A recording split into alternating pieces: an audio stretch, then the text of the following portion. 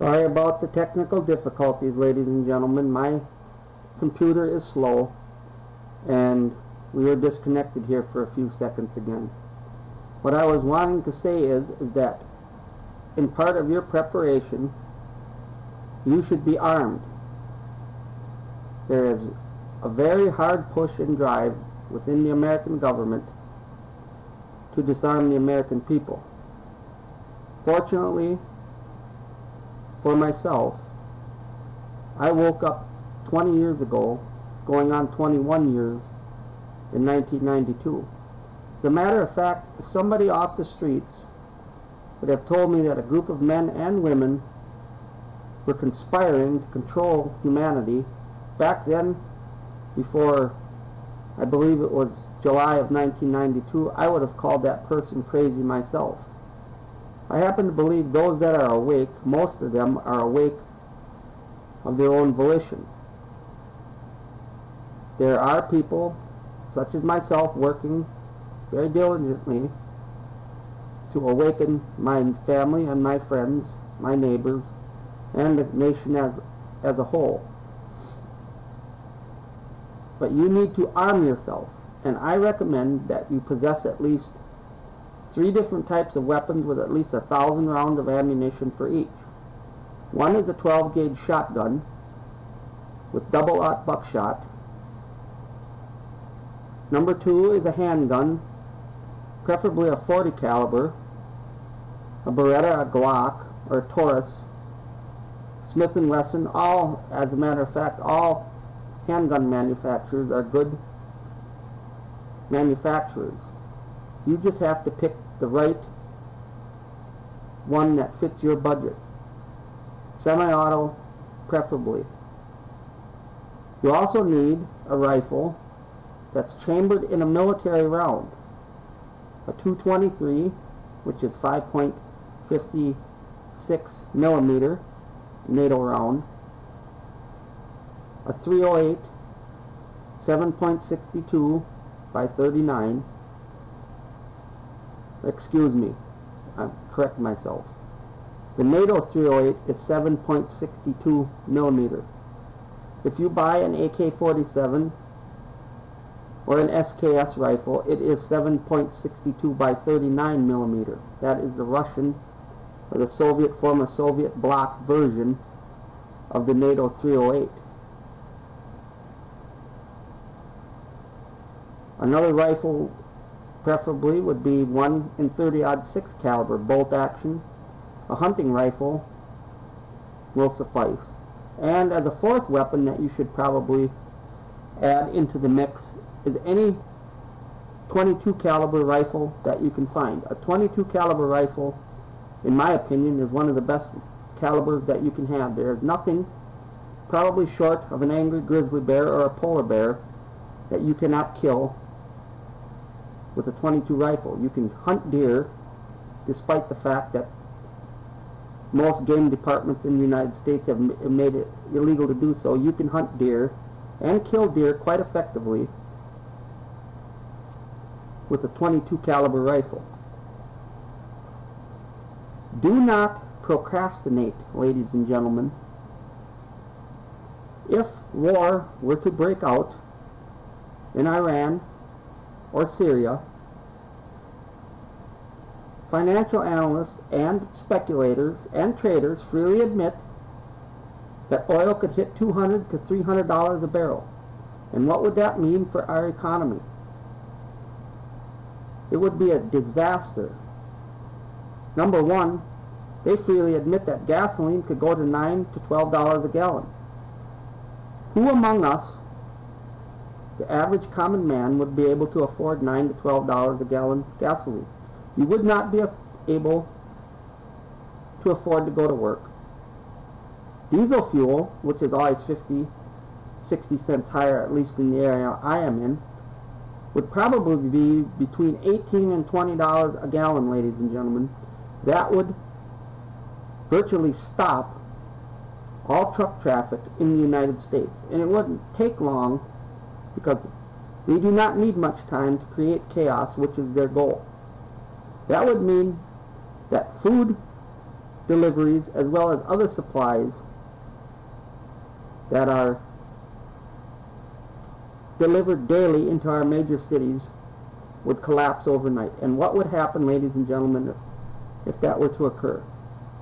There would be mass panic all over the United States, and those living in urban areas would descend on the rural areas like army ants devouring everything in their paths. A group of stories when I was a child influenced me quite a bit. And one of those was the fables that were authored by Aesop. And for those of you who have ever read Aesop's fables, you remember well the story of the ant and the grasshopper. The grasshopper spent all his time in the spring and the summer and the fall playing and having fun, playing his games, while the busy ants worked diligently to store up enough food for the winter. And the grasshopper never worried until wintertime came and he had nothing to eat, and he had to go to the ants to beg for food. And the ants, in their kindness and their generosity, took in the grasshopper and fed him and made sure that he was warm. In the scenarios that are coming, ladies and gentlemen, you will not be able to afford to let the grasshopper in your home, because the grasshopper today, ladies and gentlemen, has no morals. The grasshopper will kill you for a can of corn, and that is a fact. So you must take proactive steps for yourself and your families. As I said, you need everything, a supply of everything that you use in your daily lives. You also need to use things that you probably, that our grandparents and our parents probably use commonly. Because if the economy collapses, there will be no power. So computers and cell phones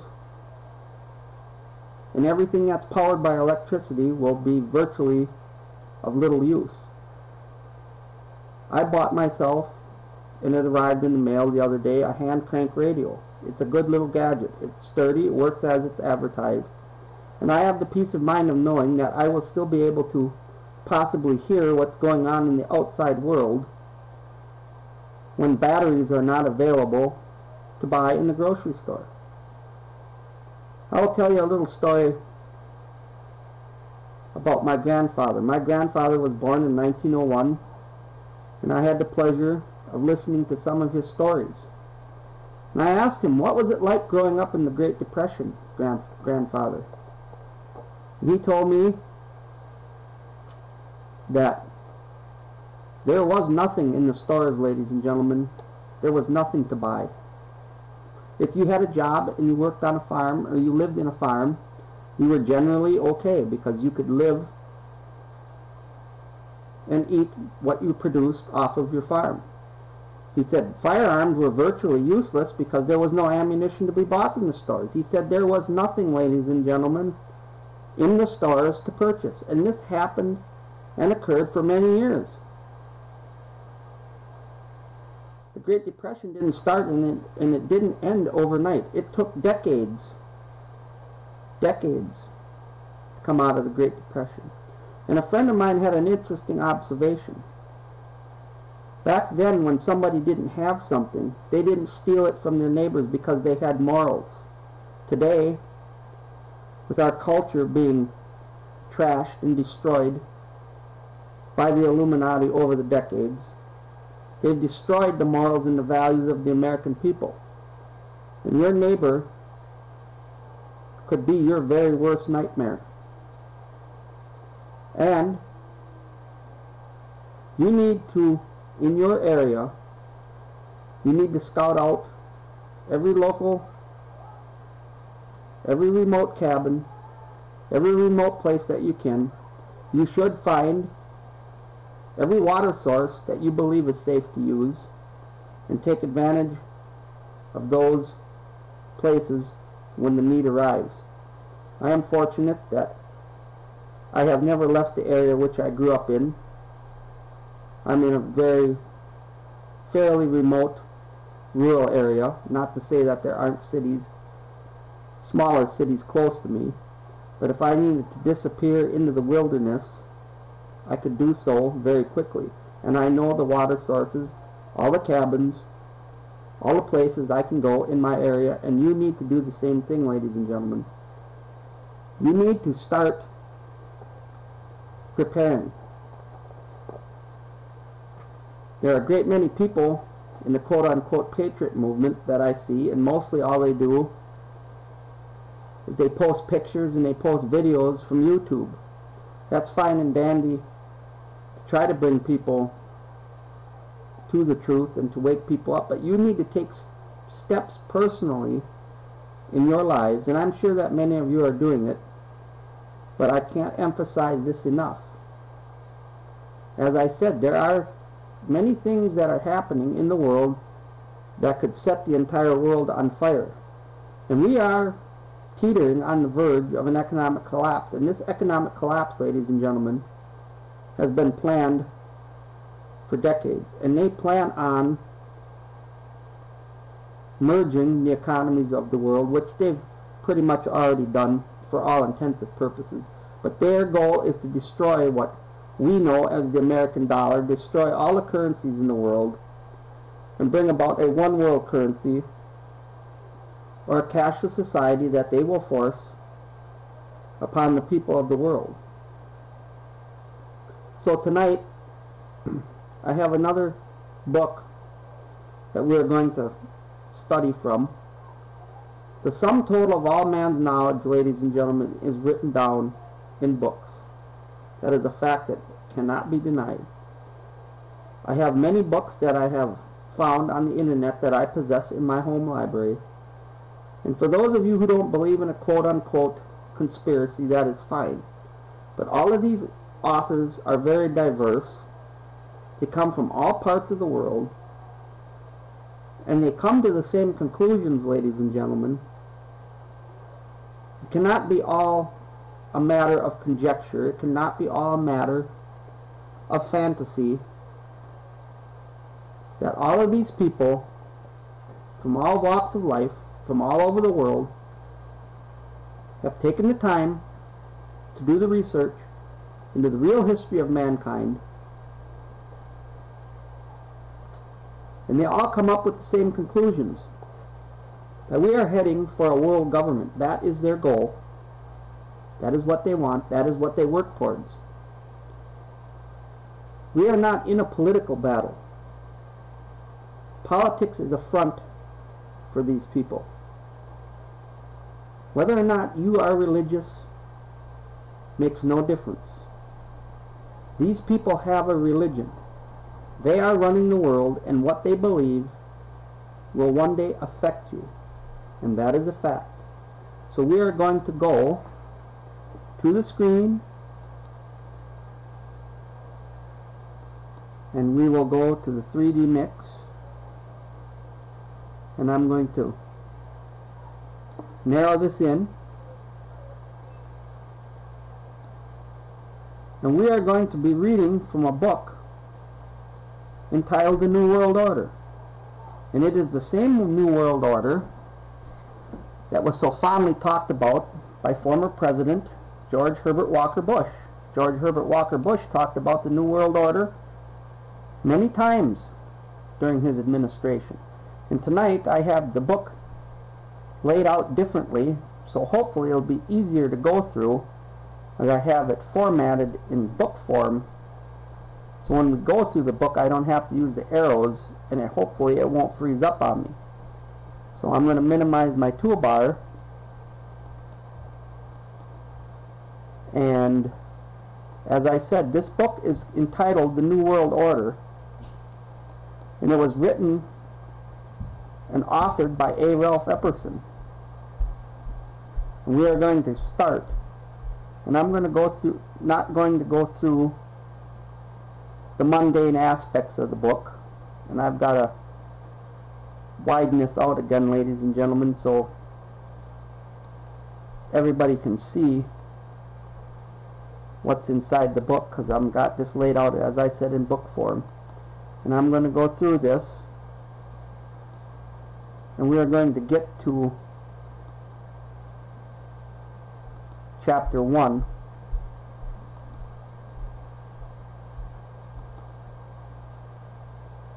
And we're going to start reading it as soon as possible here.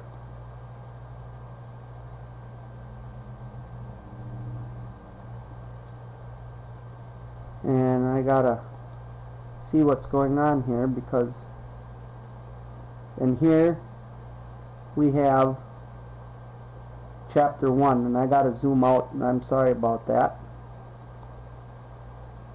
as it's going to be a little bit difficult for everybody to see, but you can hear my voice. And we're going to start with chapter 1. Something is indeed wrong in America, and many sense that changes in this nation's lifestyle are occurring. The newspapers are saturated with articles reporting the activities of those advocating increased governmental spending for a variety of unconstitutional purposes. Organizations supporting a globalism concept urge the world to adopt a one-world government. Psychologists preaching the destruction of the family unit and recommending that the society rear the nation's children. Governments closing private schools, and nations forming regional governments under which national borders are scheduled to disappear. Since these changes appear to be a part of the new philosophy known as the New World Order, anyone desiring to know the future has to become familiar with this new phrase and what it portends for the world of tomorrow. As an indication that major changes are coming in tomorrow's world, one of the current trends mentioned is the call for a one-world government. One of those supporting this leap forward is Norman Cousins, president of the World Federalist Society. He is on record as saying, "World government is coming. In fact, it is inevitable. No arguments for it or against it can change that fact. The goal of a one-world government is not a new thought." One of the earliest formal organizations that supported this concept of the goal was the Illuminati. And the Illuminati, ladies and gentlemen, continues to exist to this day. Founded on May 1st, 1776, May 1st, ladies and gentlemen, was celebrated in every communist nation as May Day by Adam Weishaupt, a teacher of canon law at the University of Ingolstadt in Bavaria, now part of Germany. Professor Weishaupt was quoted as saying, "It is necessary to establish a universal regime and empire over the whole world." A more modern organization that supports the coming changes is the Masonic order, called simply the Freemasons or the Masons. This worldwide fraternity has members in America as well, as will be discussed, and they too support a call for a one-world government. One who has written about this secret organization is Paul Fisher, and he says this about them in his book entitled Behind the Lodge Door: "Masonry will eventually rule the world." Albert Pike, the Sovereign Grand Commander of the Scottish Rite of Freemasonry here in the United States from 1850 to 1891, wrote a book entitled Morals and Dogma. Mr. Pike has been praised by his fellow Masons as a member almost without parallel in the history of the Masonic order. Carl Claudy, himself a Masonic writer of great esteem, wrote this about him: "Albert Pike, one of the greatest geniuses Freemasonry has ever known, he was a mystic, a symbolist, a teacher of the hidden truths of Freemasonry.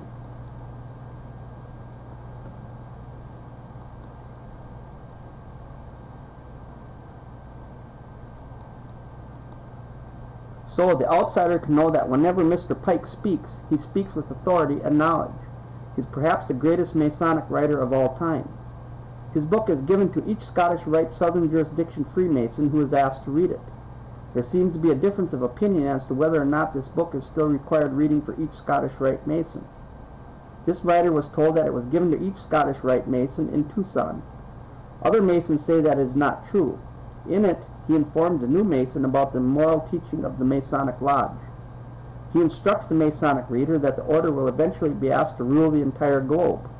He wrote, "The world will soon come to us for its sovereigns," apparently referring to its governmental leaders, and pontiffs, apparently meaning its religious leaders. We shall constitute the equilibrium of the universe and be rulers over the masters of the world. He wrote this supportive statement in a book entitled Agenda.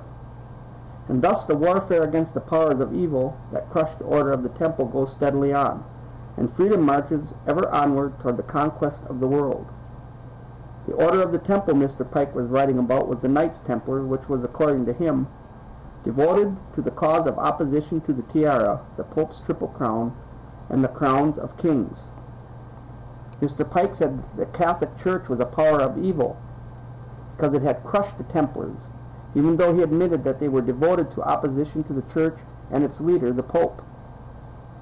But the major point of the quote is that the forces of opposition, presumably meaning the Masons, are marching onward towards the conquest of the world.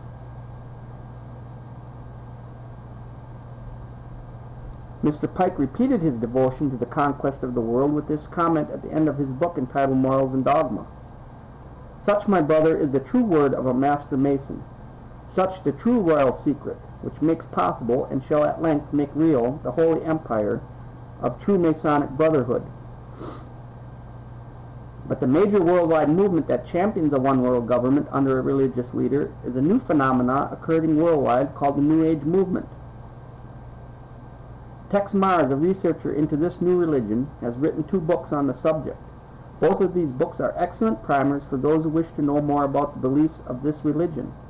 The 2 books are entitled Dark Secrets of the New Age and Mystery Mark of the New Age.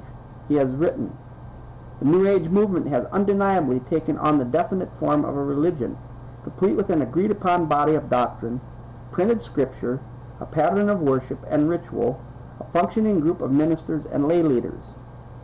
Another writer who has written 2 books on the New Age religion is Constance Cumby. Her 2 books are entitled The Hidden Dangers of the Rainbow and A Planned Deception.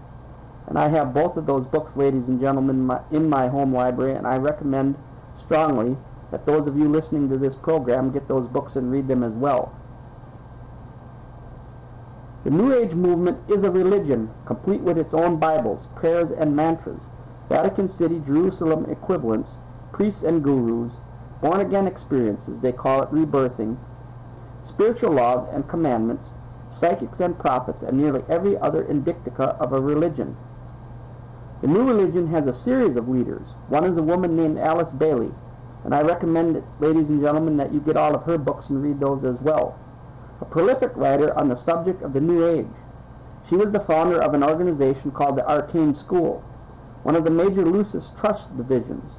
The Lucis Trust was a major publisher of books supporting the religion in her book entitled The Externalization of the Hierarchy. And how do I know that, ladies and gentlemen? Because I read her book. And I'm going to flip this. She told her readers who the organizations were that were going to bring the New Age religion to the world. She identified them as being the 3 main channels through which the preparation for the New Age is going on might be regarded as the Church, the Masonic fraternity, and the educational field. The main thrust of this book will to be examine only one of the 3 organizations mentioned by this author, that being the Masonic fraternity. There are numerous works by other writers exposing the involvement of the Church and the educational field in the New Age movement, so this writer will not attempt to duplicate those efforts. However, only a few are aware of the involvement of the Masons, and that is why I have chosen to concentrate on that organization. And that's the author's words, ladies and gentlemen, not mine. Another major writer on the New Age movement is Benjamin Creme, and he admitted in his book entitled The Reappearance of the Christ and the Masters of Wisdom that the new religion will manifest, for instance, through organizations like Masonry. In Freemasonry, it is embedded the core of the secret of the occult mysteries. So Masonry conceals a great mystery inside its temples, one that is connected somehow to the New Age movement. The Masons admit in some of their writings that they too are anticipating a New Age, a series of major changes. Henry Clausen, the past Sovereign Grand Commander, the equivalent of the President of the Scottish Rite of Freemasonry, has been quoted as saying, "We look towards the transforming into a new age, using, however, the insight and wisdom of the ancient mystics." The Masons claim that the things that they believe in are as old as the ancient civilizations. They also claim that these mystics, the ancient philosophers, had the wisdom of all ages, and that somehow this knowledge has become lost through the centuries. Humanity today does not possess this knowledge, but it has become the task of the Masons and other quote-unquote truth seekers to rediscover these principles for the benefit of all mankind. Those possessing this knowledge will correct the world's current problems. Some of the Masons also claim to have identified the cause of these problems. One of the most prolific writers on the subject of this quote-unquote lost truth is Manly P. Hall, a 33rd degree Mason. For those unfamiliar with the Masonic degrees, all Masons in America start through what is called the Blue Lodge, consisting of 3 degrees. The initiate into this lodge goes through 3 separate and different initiation ceremonies, one for each degree. After completing these ceremonies, he may stay where he is or choose to affiliate himself with either the York Rite or the Scottish Rite. The latter is divided into 2 separate jurisdictions, the Southern and the Northern. These are based primarily on state borders, and whether one joins one or the other depends on where the initiate lives. The 2 Scottish rites have been an additional 29 degrees, making for a total of 32. There is one more degree, called the 33rd degree, which is honorary, and only a few are invited into that degree. The York Rite has a total of 9 degrees. However, since little has been revealed about this order, the author will concentrate only on the Scottish Rite, and in particular the Southern jurisdiction. Mr. Hall has written a book entitled Lectures on Ancient Philosophy, in which he talks a great deal about the Masonic fraternity. This is his comment about the coming changes. Quote, "A new day is dawning for Freemasonry from the insufficiency of theology and the hopelessness of materialism. Men are turning to seek the God of philosophy," unquote. Notice that Mr. Hall has said that the current quote-unquote theology, obviously current religion, has proven insufficient. Also, he feels that materialism, meaning the right to private property, is also a failure. But more importantly, he points out that this new God of the Freemasons is somehow different from the God of the Jews and Christians, as will be illustrated.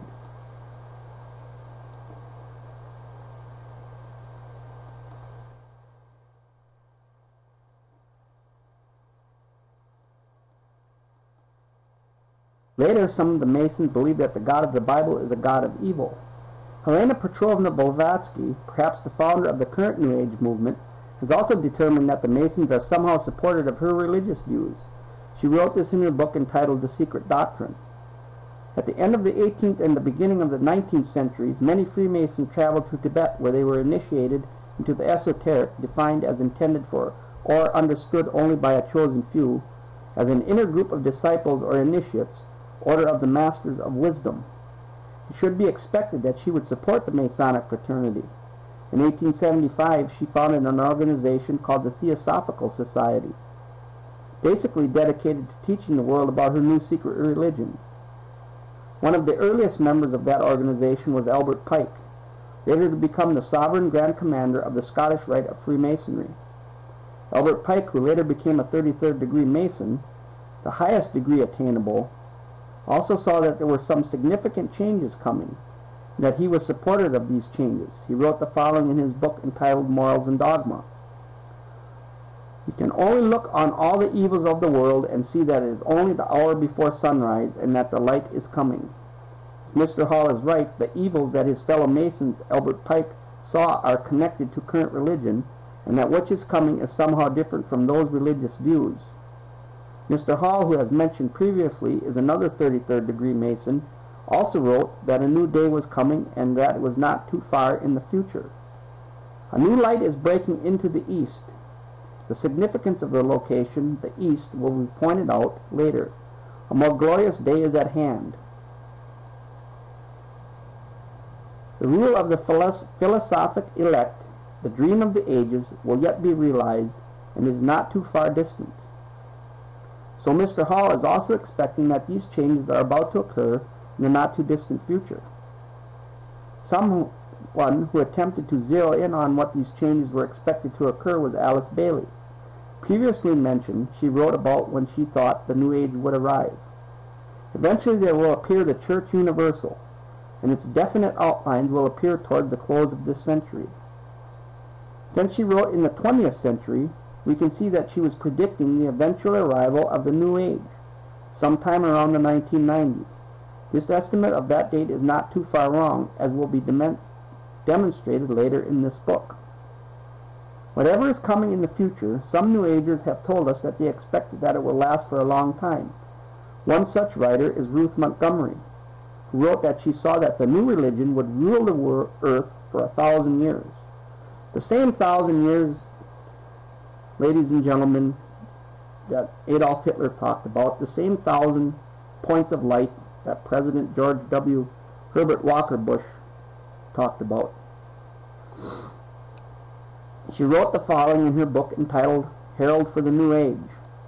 The New Age, the millennium, a millennium is a period of 1,000 years, will see an end to that strife, at least for 1,000 years. Just what is the New Age religion that will last for at least 1,000 years on earth? Excuse me. One who attempted to answer that question was Constance Cumby in her book entitled The Hidden Dangers of the Rainbow. She wrote that these were the basic tenets of the new religion. 1. Quote, the plan, unquote, for the future includes the installation of a new world, quote, unquote, Messiah, the implementation of a new world government and new world religion under Maitreya, an individual who will be examined later in this book.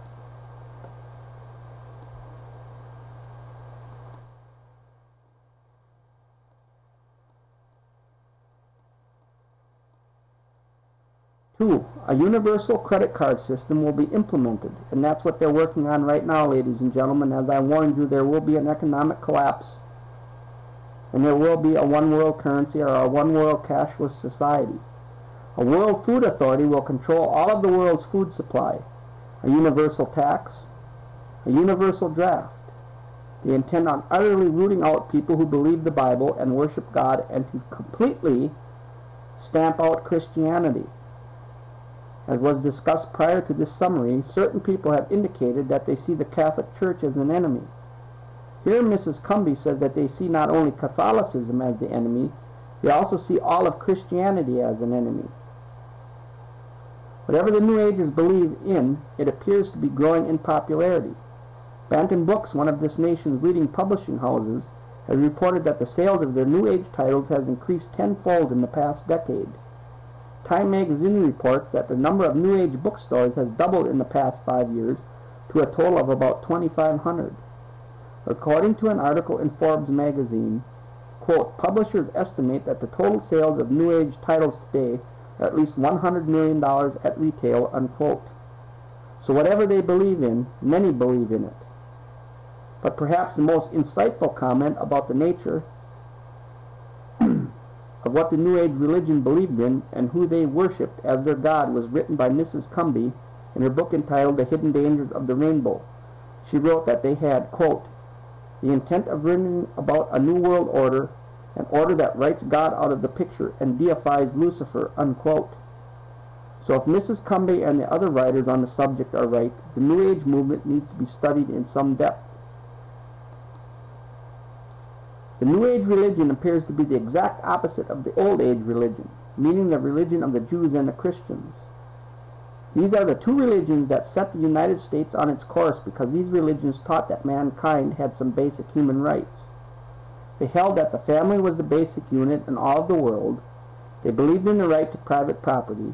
They believed in the inalienable, defined as being incapable of being surrendered right to life.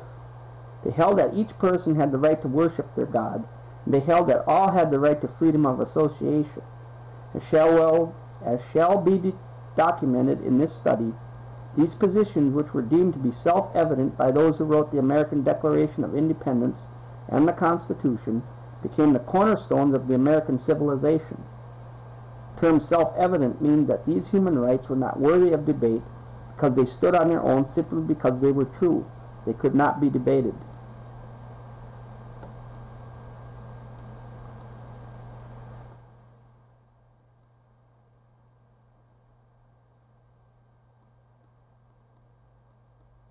Yet today, these cornerstones of American life are no longer self-evident. They are being publicly discussed. People and organizations are now debating whether an individual has the basic human rights to life, liberty, and property. Friedrich Wilhelm Nietzsche, a German philosopher and one of the teachers of many of the world's leading communist revolutionaries, put the argument quite succinctly in this statement. Quote, "I condemn Christianity. I raise against the Christian church the most terrible of all accusations that any accuser uttered. It is to me the highest conceivable corruption." Unquote. Tex Mars, an author who has written in opposition to the New Age, wrote this about their hatred of the Christians. The New Ager believer is told, quote, "You could be a god in the next instant if only those horrible Christians weren't around with their poisonous attitudes." Unquote. That thought was illustrated by another of the important New Agers, David Spangler, who wrote this in his book entitled Reflections on the Christ.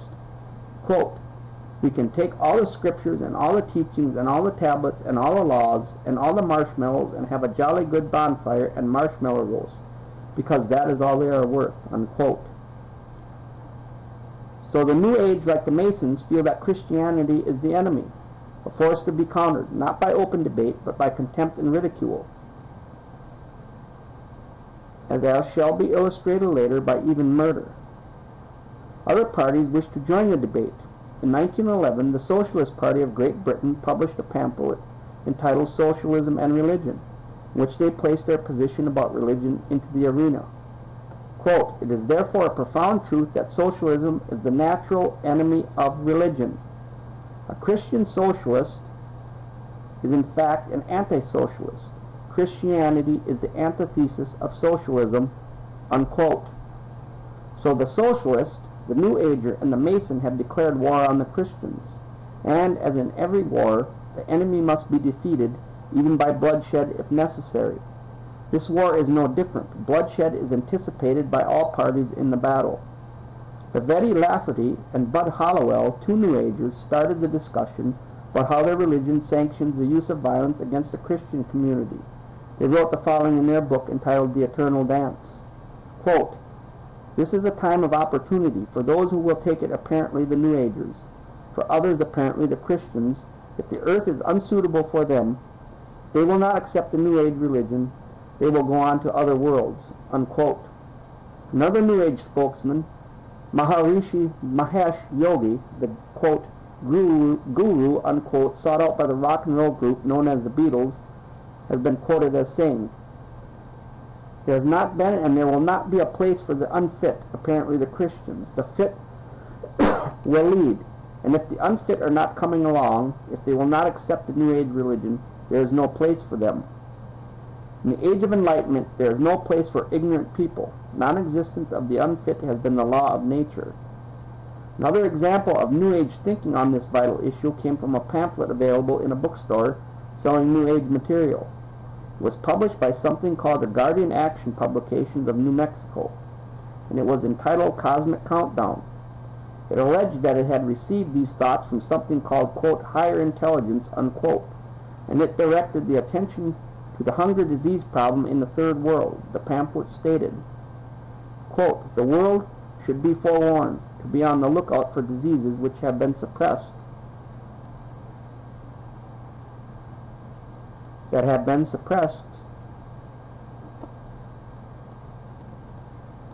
for years, suddenly rearing their ugly heads and decimating populations already on the verge of starvation in the third world nations.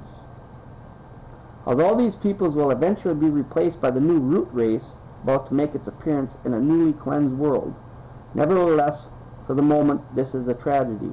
And as I said in previous broadcasts, ladies and gentlemen, that is the reason why the governments of the world are putting so much funding into genetic research. They plan and are actively working on creating the new root race, which is mentioned in this book. Perfect man, so you can be as a god. The words reveal an incredible scenario. Those people in the third world nations are going to be entirely replaced by a, quote, "a new root race," unquote, that eventually will not be a tragedy. The tragedy is that these people are dying now due to starvation and disease. The concept that a new race of people will inhabit the world in the New Age millennium has been expressed by other believers in the religion. Ruth Montgomery, previously mentioned, has written about that change. Those who survive the shift will be a different type of people from those in physical form today, freed from strife and hatred, longing to be of service to the whole of mankind. The souls who help to bring on the chaos of the present century, apparently the Christians and the Jews, will have passed into spirit to rethink their attitudes. To show that the New Agers are talking about the physical death of the, quote, enemy, unquote, one must only search the writings of other New Agers. Another believer to write on the subject of the destruction of those who will not accept the new religion was Ruth Montgomery. She has been quoted as saying in a transcribed interview carried by a magazine called Magical Blend, "Millions will survive and millions won't. Those who won't will go into the spirit state, because there is truly no death." Estimates of the number to perish have been made by some New Agers. One who has made such an estimate is John Randolph Price, who is quoted by Tex Mars in his book about the New Age. He said that John Randolph Price was told by his spirit guide that up to 2.5 billion might perish in the coming chaos. That estimate is about half of the current world population. Another estimate of the number required to die because they will not accept the new religion was offered by the so-called Tibetan master Dajwal Khul, who said in one of his channeling experiences that 1/3 of all humanity must die by the year 2000. That would be about 2 billion people. Channeling is one of the strange activities occurring inside the New Age religion. Some of the believers claim that they have the ability to call forth the deceased spirit of someone who lived many years before. Quite often these spirits claim to be, quote, ascended masters, unquote, those who have gone on to discover the eternal truths of all of creation. One such believer who claimed to be in touch with a, quote, master, unquote, was Alice Bailey, previously mentioned. Her spirit called himself Dajwal Khul, and she claimed he spoke through her, saying, "Death is not a disaster to be feared. The work of the destroyer is not really cruel or undesirable. Therefore there is much destruction permitted by the custodians of the plan, and much evil turned into good." Just what the plan constituted was told to the world by Benjamin Creme, another New Age leader. He placed an advertisement in about 20 newspapers all over the world on April 25, 1982, that defined the term. The ad read in part, "What is the plan? It includes the installation of a new world government and new world religion under Maitreya." But perhaps the most startling example of the teaching of this new religion came from the pen of Barbara Marx Hubbard, one of their most articulate writers. She wrote her book entitled Happy Birthday, Planet Earth.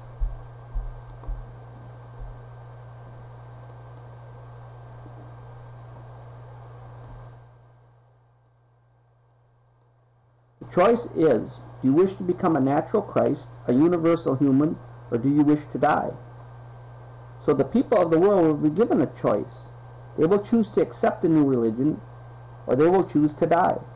The battle lines are drawn. Choices will have to be made. Some of the leading socialists of the past have been shown that they too have chosen up sides. One such individual is Adolf Hitler, the head of the German government during World War II, who held no conviction that the murder of over 50 million people during the war was wrong. He considered himself to be an agent of the unseen God in reducing the population of the people that he held to be undesirable. He wrote, "I have the right to exterminate millions of individuals of inferior races which multiply like vermin." And he did what he considered acceptable inside his religion. Those who did not believe in his new religion had no choice, and they perished. The evidence that Adolf Hitler was a New Ager will be presented later in other chapters. Another of the leading spokesmen for the socialist position was George Bernard Shaw, a well-known writer during his day. He wrote a book entitled The Intelligent Woman's Guide to Socialism, in which he stated, quote, "I also make it quite clear that socialism means equality of income or nothing, and under socialism you would not allow to be poor. You would be forcibly fed, clothed, lodged, taught, and employed, whether you like it or not. If it were discovered that you had not the character and industry enough to be worth all this trouble, you might be executed in a kindly manner. But whilst you were permitted to live, you would have to live well." The Masonic writer Albert Pike placed the Masonic order in the discussion when he wrote this in his book, Morals and Dogma. Excuse me, ladies and gentlemen. Quote, "It is not time to say that one man, however little, must not be sacrificed to another, however great, to a majority or to all men. That is not only a fallacy, but a most dangerous one. Often one man and many men must be sacrificed in the ordinary sense of the term to the interest of the many. The interest and even the life of one man must often be sacrificed to the interest and welfare of his country. The religious view is that the, quote, sacrifice, unquote, of one life for the interest of, quote, many, unquote, is murder, and those who believe in the God of the Bible are told not to commit this act. The commandment against this practice is contained in Exodus chapter 20, verse 13 of the Old Testament, and in Matthew chapter 5, verse 21 in the New, and is simply expressed in the words, quote, thou shalt not kill, unquote. The principle is easy to understand. No person has the right to take the life of another. This understanding is nearly worldwide. There are, of course, cultures that have determined that human sacrifice, cannibalism, and murder are acceptable forms of behavior, but those are rare in the history of man. But here we are being exposed to a whole new religious view, one growing daily in size and stature, that openly advocates the wholesale slaughter of entire races of people. Adam Weishaupt, the founder of the Illuminati, has also endorsed this new conviction that murder was not improper by including it in the initiation ceremony into the order. He had his initiator tell the initiate, behold our secret. If in order to destroy all of Christianity, all religion, we have pretended to have the sole true religion, remember that the end justifies the means, and that the wise ought to take all the means to do good, which the wicked take to do evil.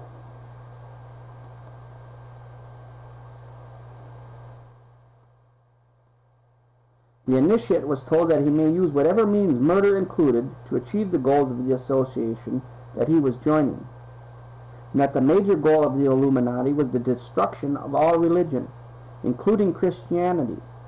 That meant that if Christians physically stood in the way, they could be removed simply by murdering them. Weishaupt even went so far as to say that anyone not willing to take the life of another was unfit to join the Illuminati.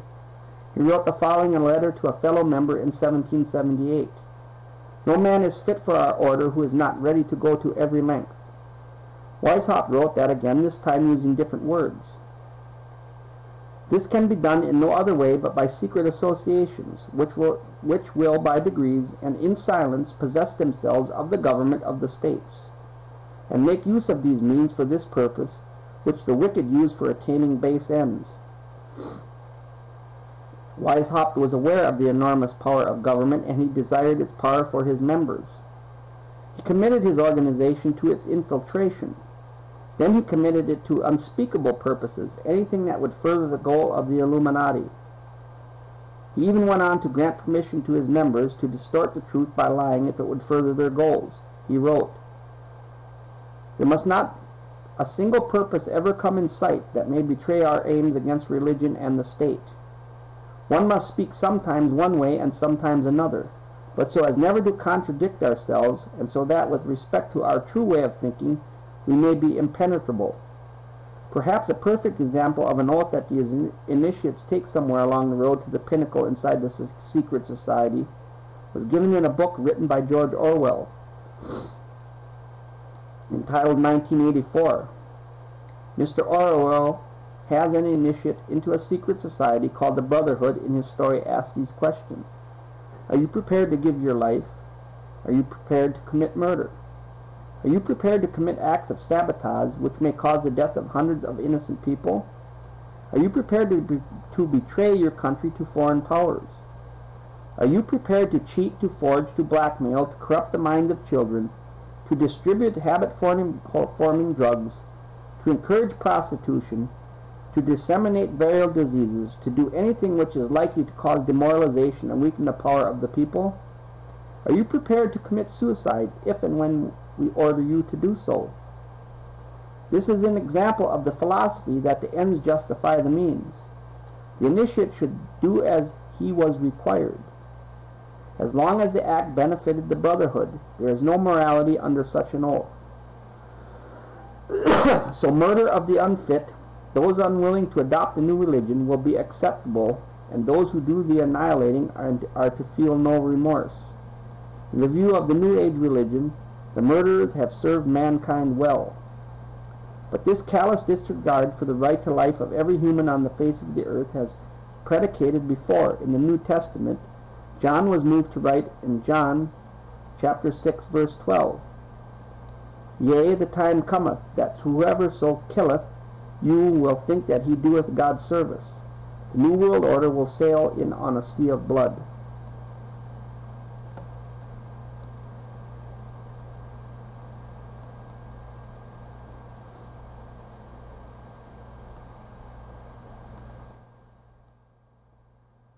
The New Age religion will have a worldwide leader, an individual that they call Lord Maitreya. This individual has not made his public appearance yet, but the New Agers claim that he is on the earth at the present time.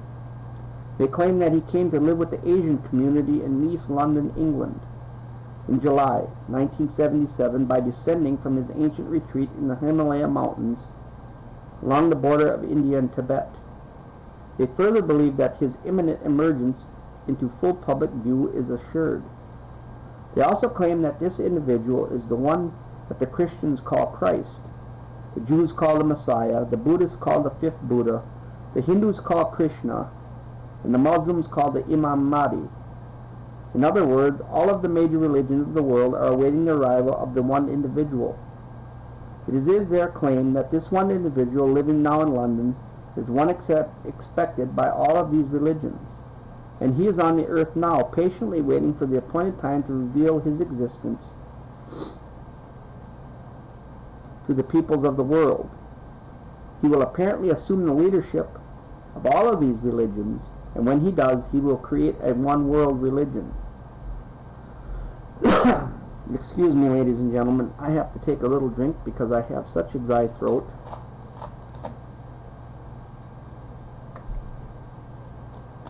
The New Agers have written that in the esoteric tradition, previously defined as being intended for or understood by only a chosen few as an inner group of disciples or initiates, the word Christ is not the name of an individual, but the name of an office or function within the spiritual hierarchy of masters. The masters are a group of perfected men who have guided human evolution from behind the scenes for centuries, and they believe that this Lord Maitreya is that Christ. Manly P. Hall has written of this individual by identifying him as the way, the truth, and the life, which coming to every life redeems all who accept it. Tex Mars has quoted this individual as saying, quote, My army is ready for battle, my masters of wisdom and myself at the head. That battle will be fought for the continuance of man on this earth. Rest assured that my army will triumph. Unquote. It appears that the battle to be fought between the followers of Lord Maitreya and the rest of humanity is still in the future, but at least one of the participants has an army already prepared. One who claims to have seen the birth in a vision of someone who seems to fulfill the requirements of this Maitreya was astrologer Jean Dixon. Her major claim to being a, quote, prophet, unquote, is her prediction reportedly made before the event of the assassination of President John Kennedy in 1963. However, her credentials were dealt a serious blow in 1968, when she also prophesied that the Soviet Union would be the first to put a man on the moon. Another of her prophecies was that the Republican Party would be victorious in 1968, and it was with the election of Richard Nixon, a Republican, but she also predicted that within the following decade, the two-party system as we have known it will vanish from the American scene.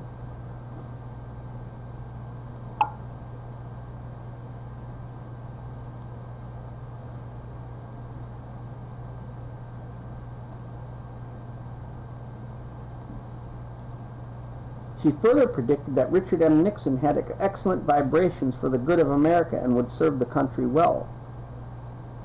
Those who question her inability to correctly predict that America, not the Soviet Union, will become the first to place a man on the moon, and that the two-party system has not vanished from the scene, and that President Nixon apparently did not have good vibrations for this nation and would later be removed from office by the event commonly referred to as Watergate, can only presume that she must have been given inside information about the assassination of the President Kennedy, and that would account for her knowing, at least in the event, the true future.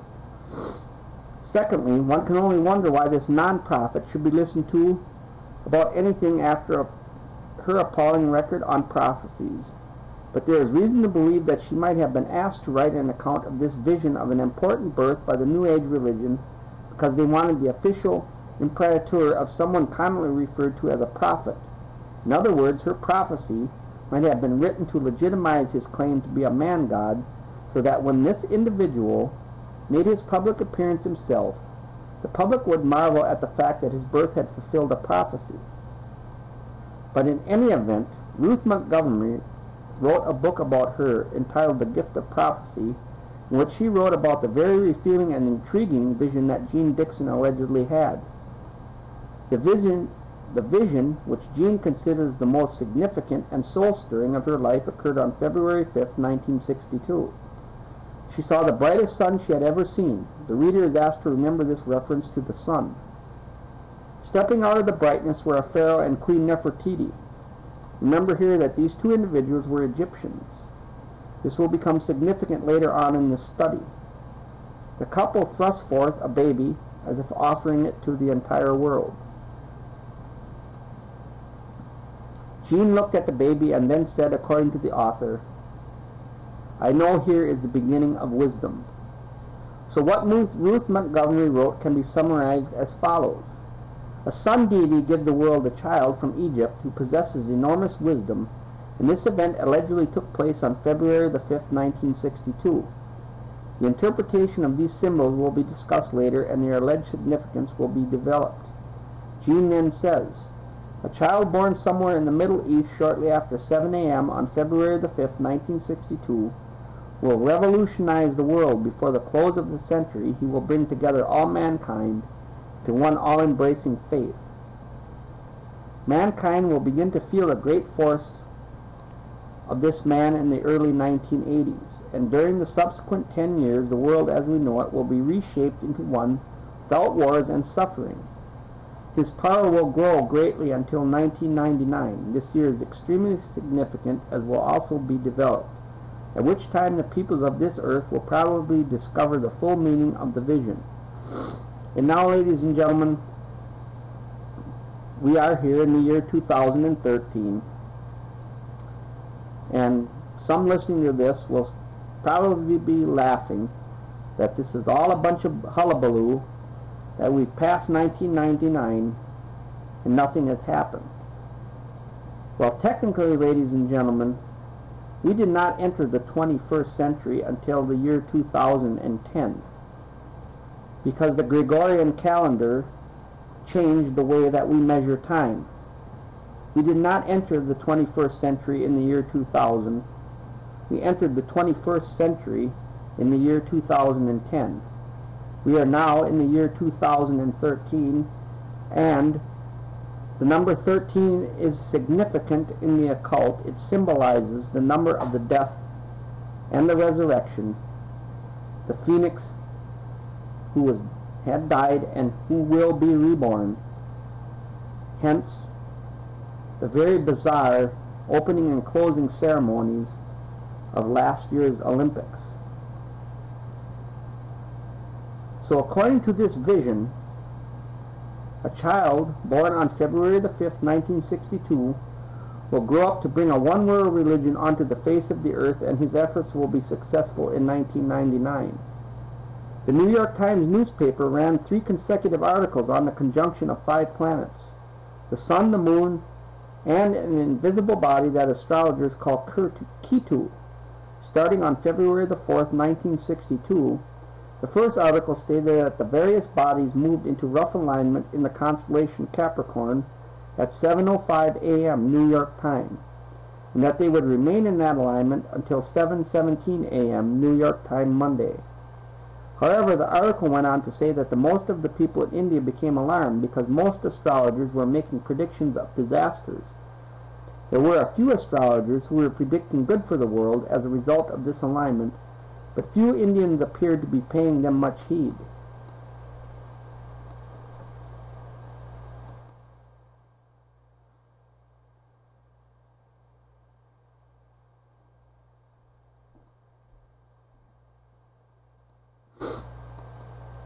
Astronomers did not consider the event to be rare, however, and the article went on to report that the same configuration had occurred several times in the past, that the last time being in April 1821, and then it occurred twice. The article reported that Dr. Kenneth L. Franklin of the Museum of Natural History Hayden Planetarium in New York had commented that the year does not seem to be a year of any remembered disasters. He was then quoted as saying, "And the year isn't famous for anything as far as I know." Dr. Franklin also commented on the body the astrologers call Ketu. He speculated that it may be some sort of astrological addition used to make everything come out right. He then added that he believed Ketu to be an invisible planet that is frequently taken into account in his astrological reckonings, but that he had no idea how it was possible to keep track of something that no one could see. The Times carried another article in the next day, Monday, February the 5th, 1962, and it repeated the concern of the Hindu astrologers. In fact, the headline read, "Hindu astrologers still say it's doomsday," and that sub-headline read, "Peaceful beginning of planetary event is viewed gravely." The third article in the series ran on Tuesday, February the 6th, 1962, and carried the headline, "Doomsday in India, Uneventful." The article reported that the Indian astrologers had predicted a variety of disasters, earthquakes, tidal waves, devastating fires, and warfare, to name a few, but that none of these events had occurred. Furthermore, the article reported that Hindu priests had claimed that the reason nothing had happened was because their prayers to their god had been answered. But none of these articles mentioned the birth of anyone on these 3 days. Furthermore, none but a few astrologers had believed that something good was going to happen, and that only a few in India had listened to them. Only Jean Dixon, another, quote, astrologer, unquote, had seen a vision of something beneficial, in this case the birth of a baby, quote, full of wisdom, unquote, at about the midpoint of the 3-day affair. One can only wonder if once again she missed the mark and was involved in another error. In any event, the people claim that the Lord Maitreya will appear shortly to the entire world and start everyone off on a road to a world religion. Helena Petrovna Blavatsky, in her book entitled The Secret Doctrine, called him the Dragon of Wisdom. So it appears that the one call that Jean Dixon made that appears to match other comments is her statement that the baby she saw in her vision was full of wisdom. If the baby she claimed to have seen in her vision was Lord Maitreya, then she was right, because others have claimed that Lord Maitreya is full of wisdom. However, there is still reason to believe that she was given inside information by some New Agers who wanted to have this Lord's birth prophesied, so that when he did surface, the New Agers could claim that his birth had been a fulfilled prophecy. So the world awaits the visible appearance of Lord Maitreya.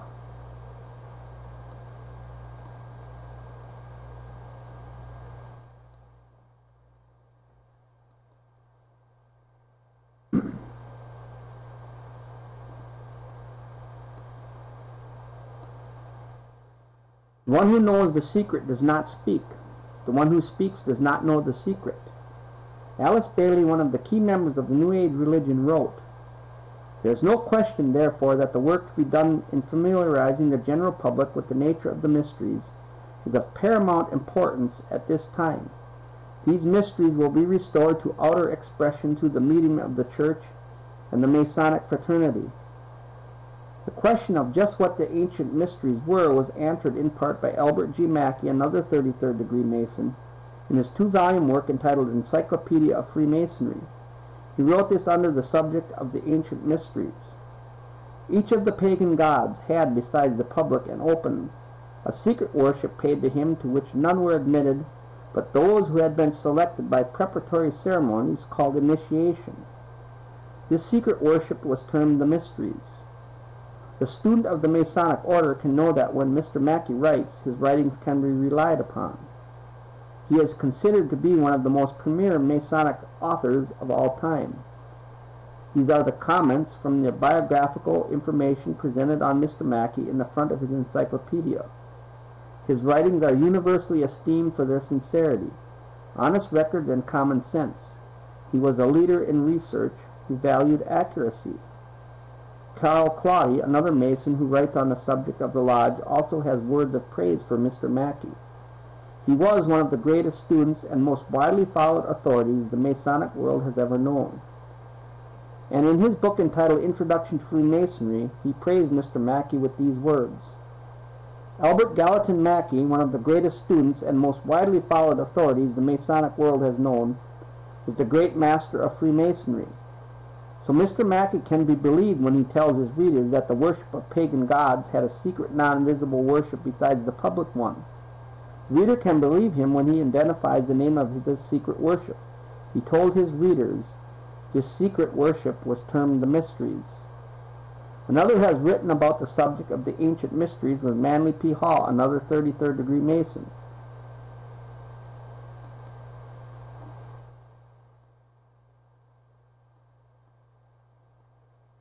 He has written in his book entitled What the Ancient Wisdom Expects of Its Disciples. In the remote past, the gods walked with men, and they chose from among the sons of men the wisest and the truest.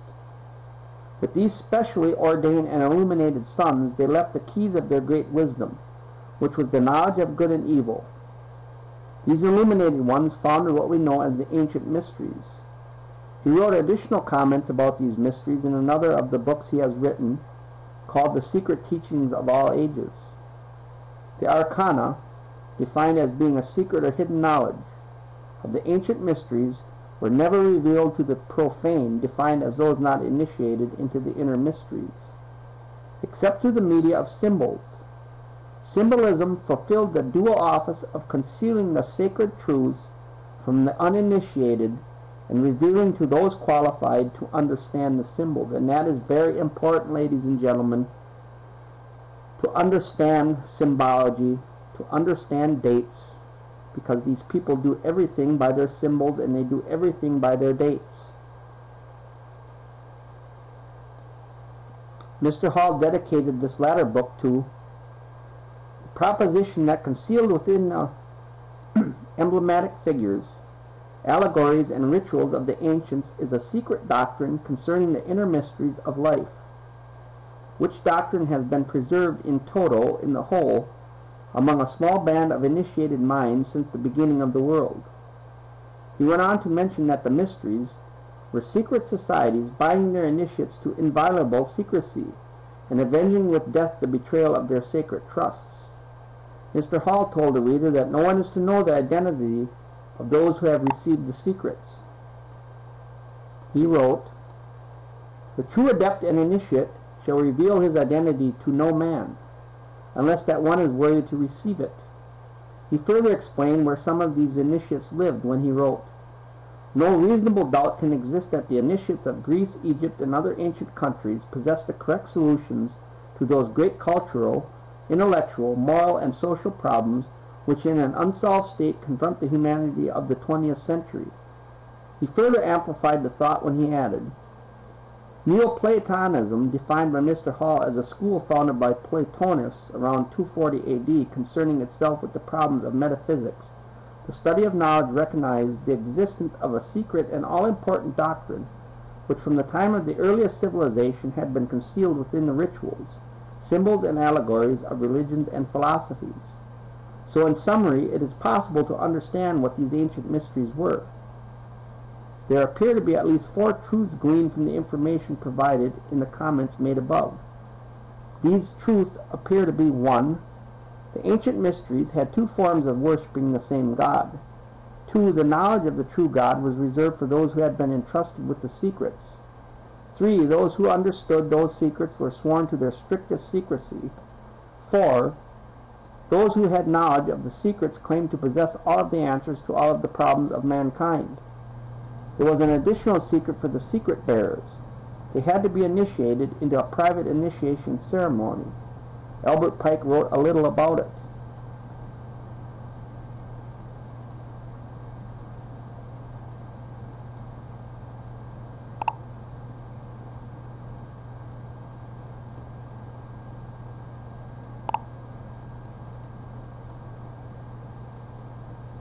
Initiation was considered to be a mystical death,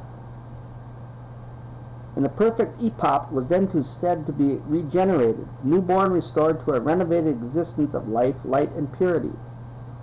In fact, the newborn experience is similar to the experience the born-again Christian goes through. The Christians call their experience a second birth, just as the Masons do.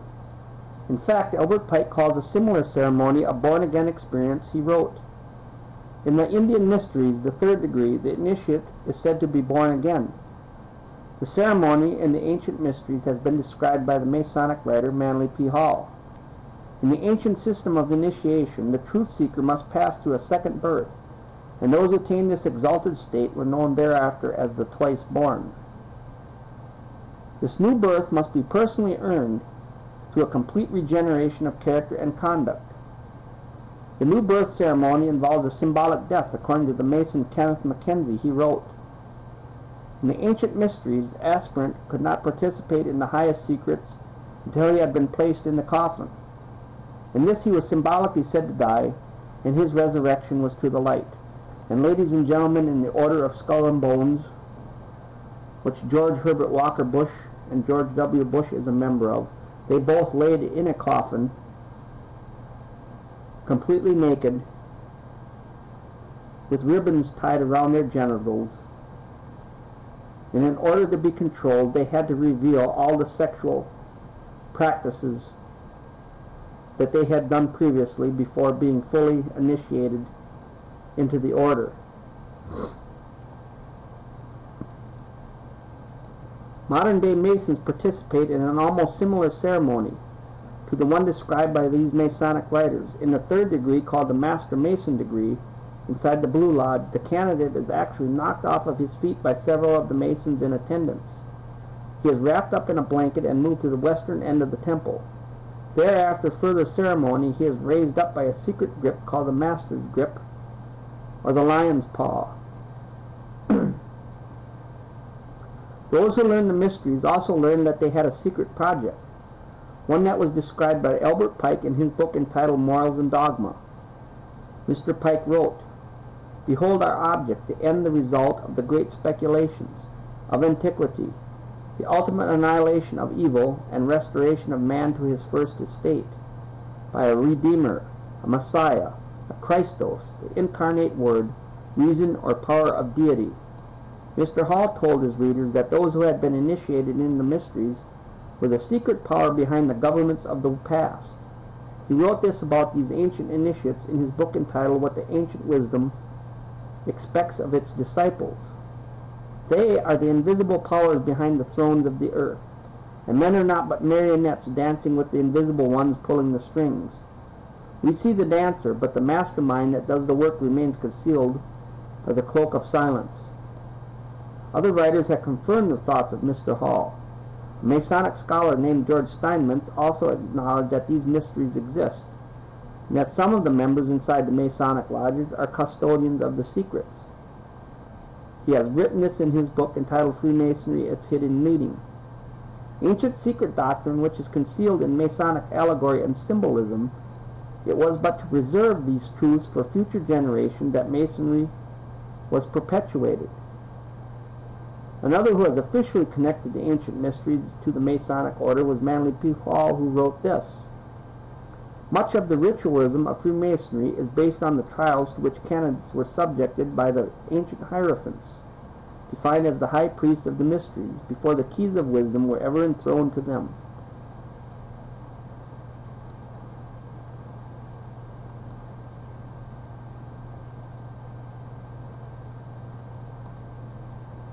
The ancient mysteries had a beginning, according to Mr. Mackey.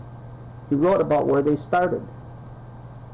The first of which are those of Isis and Osiris in Egypt. The most important of these mysteries were the Osiric in Egypt.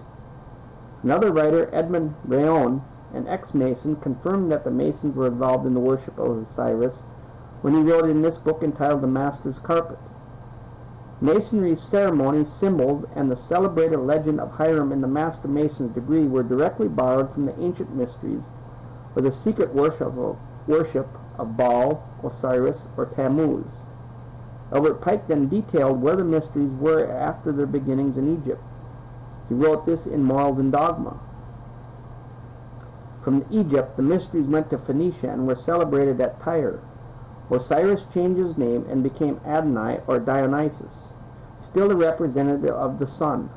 In Greece and Sicily, Osiris took the name of Bacchus. So the ancient mysteries conceal an important mystery kept secret from the average person. The mystics claim that this mystery has concealed from the world for centuries. Even though they had taken the mystery to other continents, those who believed in this religion were yet to take it to America. That was yet to come. An invisible hand is guiding the populace, quoted Lafayette. Author Arthur Edward Waite, a prolific writer on secret societies, has written this: "Beneath the broad tide of human history, there flow the steady undercurrents of the secret societies, which frequently determine in the depths the changes that take place upon the surface." Another who wrote about the power just underneath the surface was President Woodrow Wilson, who made this startling statement. Quote, "There is a power so organized, so subtle, so complete, so pervasive, that they had better not speak."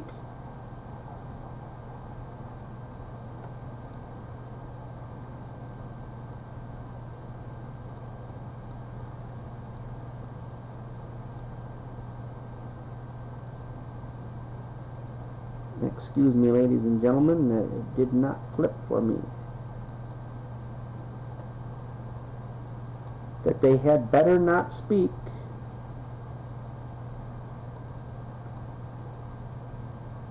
above their breath when they speak in condemnation of it.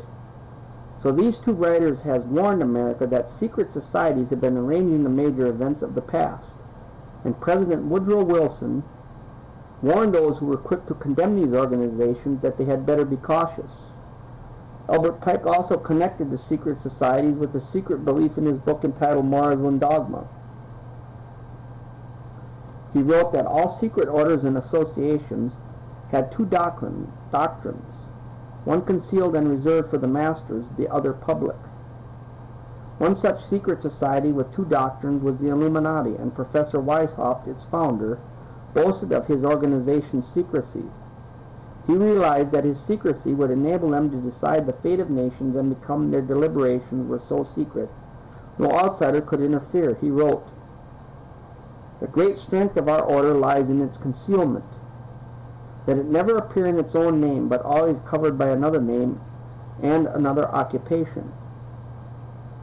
Weishaupt later wrote about that secrecy in a letter to a fellow member of the Illuminati. "Nothing can bring this about, the New World Order, but hidden societies. Hidden schools of wisdom are the means which one day free men from their bonds, like the bonds of religion, as will be detailed later. Princes and nations shall vanish from the earth." So the secret societies were created to bring the world to the new society known as the New World Order. The members of these organizations obviously feel that their goals are so noble that they may perform whatever tasks are required of them to bring that goal into fruition. This means that murder, plunder, and lying all become acceptable as long as these methods assist its members in attaining their goal.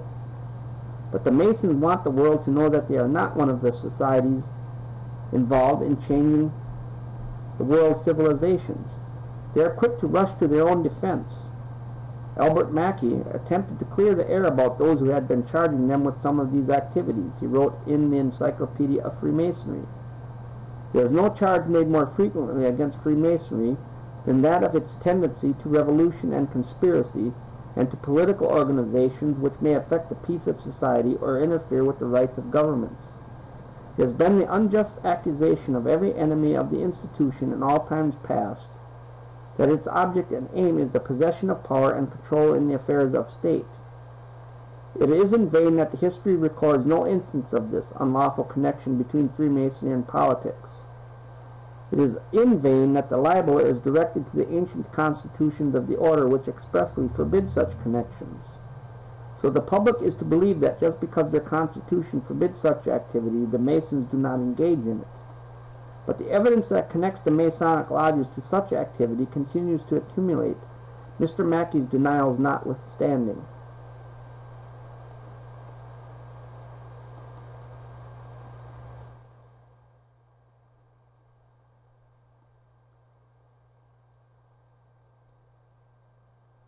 In all time, truth has been hidden under symbols. Thus wrote Albert Pike, the Sovereign Grand Commander of the Southern Jurisdiction of the Scottish Rite of Freemasonry. There certainly seems to be a power in knowing something that you can't tell your family, friends, children, or business acquaintances. Adam Weishaupt said it best with this selection from his writings. Of all the means I know to lead men, the most effectual is a concealed mystery. The power of hidden symbols was alluded to by another writer, this time Foster Bailey, in his book entitled The Spirit of Freemasonry.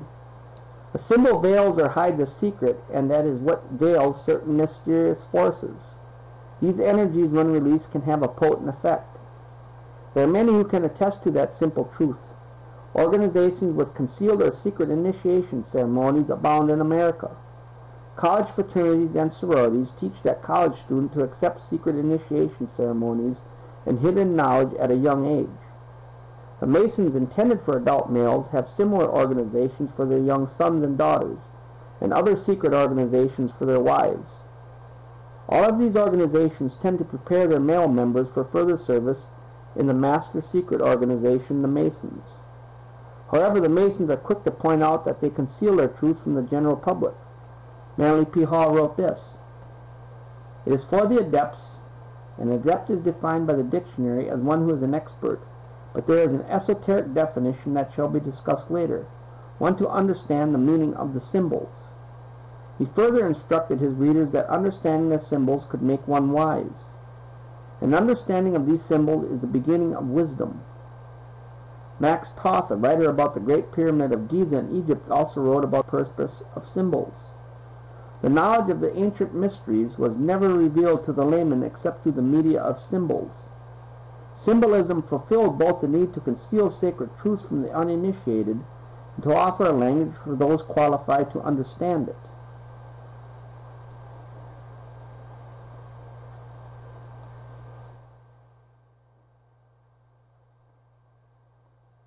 Whatever these secrets are, one writer on the subject feels it is time to make them public. Alice Bailey, one of the key writers supporting the New Age movement, wrote this: "The hour for the ancient mysteries has arrived." These ancient mysteries were hidden in numbers, in ritual, in words, and in symbology. These veiled the secret. Another writer who writes on the order, Carl H. Claudy, told anyone who read the Masonic literature that they had best understand the language, or they would miss the true meaning of the words he wrote. He who hears but the words of Freemasonry misses their meaning entirely. Rex Hutchins, a 32nd degree Mason who has written a book for the Masons, one so important that it was used to replace one written by Henry Clausen, a former sovereign commander, also informed his readers that his writings also concealed a secret. The word reveal means to reveal, that is, to give one explanation and yet continue to maintain the mystery of the symbol by not explaining it in a full and complete manner. So the language code must be broken if one is to learn the truth about the Masonic order. The reason that this is so is because the Masons have admitted that they have concealed the true meaning of some of their language. However, it is possible to know the true meanings of at least some of the hidden language, and the reader can be certain that the discovered interpretations are correct because the Masons themselves have revealed the hidden meanings of some of their symbols in some of their own literature. The secret societies that have concealed their purposes in hidden meanings, concealed writings, and private initiation ceremonies are admittedly powerful. One who recognized that power was Benjamin Disraeli, the Prime Minister of England. In the late 1880s, who said this in the House of Commons on July the 14th, 1856. There is in Italy a power which we seldom mention in this house. I mean the secret societies. It uses to deny, because it is impossible to conceal, that a great part of Europe, the whole of Italy and France, and a great portion of Germany, to say nothing of other countries, is covered with a network of these secret societies. What are their objects? They do not want constitutional government.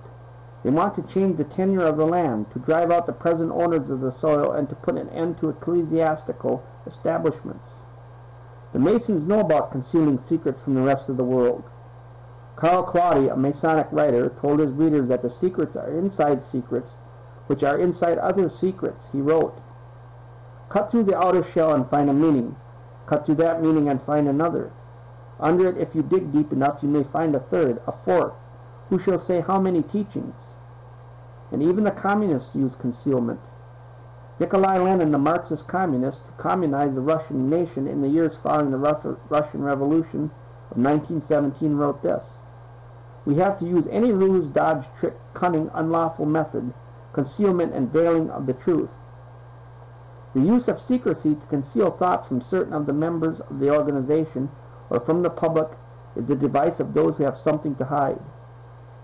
That something is so horrible, so terrible, that knowledge of the secret must be kept from those who would have the most to lose by knowledge of that secret.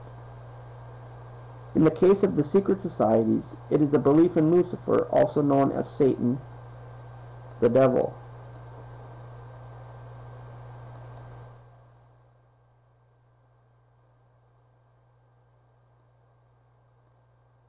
In the case of communism, it is the truth that the people living in a communist nation know that the system does not work. But those in a non-communist nation targeted for a communist government are not to learn that simple truth. They are told that the system is the culmination of man's upward search for a perfect society, and that they must be deluded into believing that there is no cost in the change from their current form of government to the communist form. But history has recorded the brutality of the communists and the fact that millions of people have had to die as the communists installed that form of government. The evidence to support that contention will be discussed later. Secrecy is certainly not a part of the Christian religion. It is possible to know that nothing that Jesus said has been hidden from the Christians. He told the high priest in John chapter 18, verse 20, "And in secret I have said nothing." The intentional concealing of an organization's beliefs and purposes by the use of hidden language and concealed symbols is reserved primarily to the secret societies, and the nationwide Masonic lodges are indeed a secret society. The Masons know that they must conceal their horrible secret from the public. The secret is simply the fact that certain of their members worship Lucifer, and that they keep that secret from the overwhelming majority of their own members. And certainly the public is not to know this fact, and the evidence to support that conclusion is ample, but only to the one who cares enough to look for it.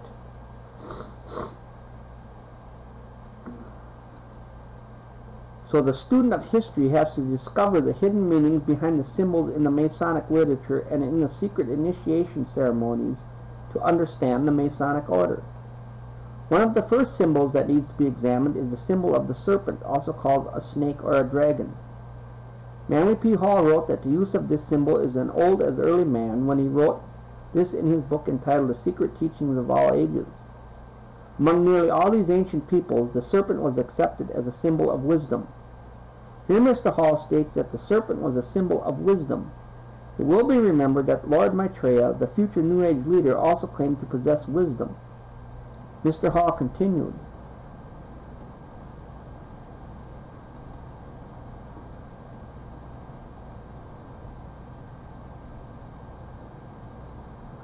serpent worship in some form has permeated nearly all parts of the earth. The serpent is the symbol and prototype of the universal Savior, who redeems the world by giving creation the knowledge of itself and the realization of good and evil. And then Mr. Hall links the serpent with the ancient mysteries previously discussed. He continues with the comment that the serpent was worshipped by the priests of that religion. The priests of the mysteries were symbolized as a serpent, sometimes called Hydra. He then pointed out that the ancient mysteries have been passed on to various other cultures, and that they have been brought forward to the present day. The serpent kings, the two words, as one would do for a deity or for royalty, reigned over the earth. It was these serpent kings who founded the mystery schools which later appeared as the Egyptian and Brahmin mysteries. The serpent was their symbol. They were the true sons of light, and from them have descended a long line of adepts and initiates, duly tried and proven according to the law. Another writer, Wilfred Gregson, informed his readers why Mr. Hall capitalized the two words serpent kings when he wrote, "One symbol of great prominence through all ancient civilizations is the snake or serpent, where it had symbolized divine wisdom." So Mr. Hall had reason to capitalize the words because he had discovered that the serpent represented divinity. Notice also that Mr. Gregson, even though he chose not to capitalize the word serpent, confirmed that Mr. Hall's use of the capital letter was correct when he stated that there was a connection between divine wisdom and the serpent. Mr. Hall made the same connection in these comments. The serpent is true to the principles of wisdom, for it tempts man to the knowledge of himself. A serpent is often used by the ancients to symbolize wisdom. The symbol of the serpent has another concealed truth. According to Kenneth Mackenzie, he identified that truth in this quote when he described a brazen serpent. It was a type of mediator and a promise of redemption. The word brazen is defined as bold or impudent, and impudent is defined as shamelessly bold or disrespectful. It will also be remembered that Lucifer was an anointed cherub in heaven, who fell because he sought godly power. The story is covered in Isaiah chapter 14, verses 12 through 14 of the Old Testament. How art thou fallen from heaven, O Lucifer, son of the morning? How art thou cut down to the ground? For thou hast said in thine heart, I will ascend into heaven, I will exalt my throne above the stars of God, I will be like the Most High. Therefore, it can be safely said that Lucifer would be considered to be shamelessly bold and disrespectful. It appears that brazen serpent could be Lucifer. Another author, John Anthony West, wrote a book entitled Serpent in the Sky, in which he connected the serpent with wisdom. He wrote, "The serpent represents intellect, the faculty by which man discriminates. There is a higher and a lower intellect. Thus, symbolically, there is a serpent that crawls, and the higher intellect, that which allows man to know God, the heavenly serpent, the serpent in the sky."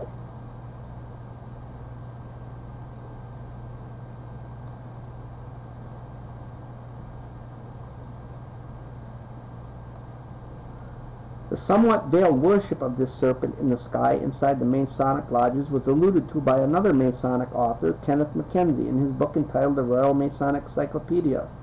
He wrote this, "Among the charges preferred against the Order of Knights Templar, for which Jacques de Molay suffered martyrdom, was that of worshipping an idol or image called Baphomet.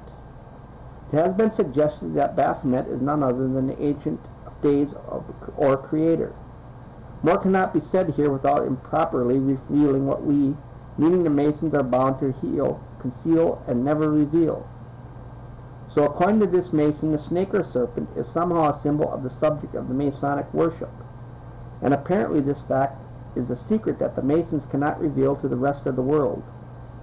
A Christian minister, Reverend Alexander Hislop, wrote a book that included some discussion on the subject of serpent worship. In that book, entitled Two Babylons, he explained that the serpent worship was not something that is recent in time. It was an ancient practice. Along with the sun, this symbol will be discussed later, as the great fire god, and in due time identified with him was the serpent worshipped. In the mythology of the primitive world, the serpent is universally the symbol of the sun. As the sun was the great enlightener of the physical world, so the serpent was held to have been the great enlightener of the spiritual, by giving mankind the knowledge of good and evil. He then discussed the coin minted in Tyre, the center of ancient Phoenician culture. This coin was also the subject of an article in the September 1986 issue of the Good News magazine. It depicted a serpent entwined around a tree stump. To the left of the stump stood an empty cornucopia, and to the right a flourishing palm tree. The snake of the coin is the symbol of the powerful god whom the Romans called Asclepus. The name means the man instructing snake, or the snake that instructs man. The article then reported, in mythology, Asclepius was believed to be the child of the sun, and thus the enlightener of mankind. As the legend goes, Asclepius was ultimately struck down by a thunderbolt thrown by an angry Zeus, king of the gods, and cast into the underworld. The tree stump represented the fallen god and his ruined kingdom. In the mythologies of many ancient civilizations, the image of a fallen tree was used to symbolize the cutting off of a great god or hero, someone cut off in the midst of their power. The snake on the coin was shown twisting itself around the dead stump, exerting its power in an attempt to restore his fallen kingdom. The cornucopia is an ancient symbol of plenty, but it was empty on the coin. This has been interpreted as meaning that the abundance has been cut off because the great god has been cut off. However, the implication is that the horn of plenty will return when the fallen god is restored to his rightful position. The palm tree shown on the coin is a well-known symbol of victory. So it appears that the coin was meant to depict the anticipated return of the fallen snake god to the world. The Bible talks about a fallen serpent in the book of Revelation chapter 12, verse 9. However, in this case, the snake is connected to another symbol of the serpent, a great dragon.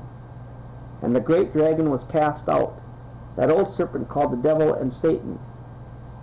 Is the serpent worshipped in the ancient mysteries and a symbol in the Masonic ceremonies, a symbol of Satan, the devil? As has already been discussed, there is indeed evidence that this is the case. Another symbol that needs to be analyzed is the star. On the page opposite page 124 in Mackey's Encyclopedia is a drawing illustrating the symbols of Freemasonry, including in the 20 or so Masonic symbols is a drawing of a shooting star.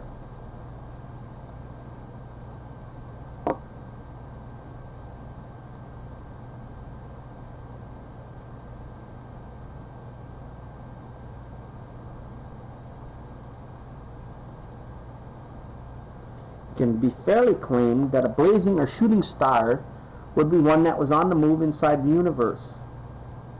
One of the directions it could move would be towards the earth. If it was moving towards the earth, it could be a falling star. Lucifer is a fallen angel, according to Isaiah, an Old Testament prophet who wrote this in Isaiah chapter 14, verse 12. How art thou fallen from heaven, O Lucifer? Notice that Isaiah also said that Lucifer fell from heaven, and other parts of the Bible report that he fell to the earth. So it is conceivable that the symbol of the falling or blazing star could be a symbol of Lucifer. A variety of authors have also used their writings to discuss the star as a symbol. Professor Adam Weishaupt, the founder of the Illuminati, was one who explained what he considered the star to be a symbol of. The flaming star is the torch of reason. Mr. Mackey wrote that the star was a symbol of God. He then connected the blazing star to another symbol when he wrote, the blazing star refers us to the sun. And then he connected it with the secret initiation ceremonies inside the Masonic Lodge. In the fourth degree of the same rite, the Scottish rite of Freemasonry, the blazing star is again said to be a symbol of the light of divine providence, pointing out the way of truth. And Mr. Hutchins, the Masonic writer who has authored the recent book on Masonry, further interpreted the symbol of the star. The star, as a type of the myriad suns that light other countless systems of worlds, is an emblem of that Masonic light, in search of which every Mason travels. The correct knowledge of the deity and of his laws that control the universe. Closely allied with the symbol of the star is the symbol of the sun. Albert Pike identified it with the worship of the past in this collection of quotes from his writings. The worship of the sun became the basis of all the religions of antiquity. Thousands of years ago, men worshipped the sun. Originally, they looked beyond the orb to the invisible God. They personified him as Brahma, Amun, Osiris, Bel, Adonis, Malkarth, Mithras, and Apollo. Krishna is the Hindu sun god. The Gauls worshipped the sun under the name of Belin or Belinus. The sun is the ancient symbol of the life-giving and generative power of the deity. The sun was his manifestation and visible image. The sun is the hieroglyphical sign of truth because it is the source of light. So Mr. Pike identified the sun as a symbol of deity that should be worshipped. He chose to capitalize the first letter in the word, the S, as one would in recognizing the name of a deity. Albert Mackey repeated Mr. Pike's contentions with comments like these about sun worship. It was the oldest and by far the most prevalent of all the ancient religions. Eusebius says that the Phoenicians and the Egyptians were the first who ascribed divinity to the sun. Hardly any of their symbols of masonry are more important in their signification or more extensive. Let me repeat that. Hardly any of the symbols of masonry are more important in their signification or more extensive in their application than the sun as the source of material light. It minds the mason of that intellectual light of which he is in constant search.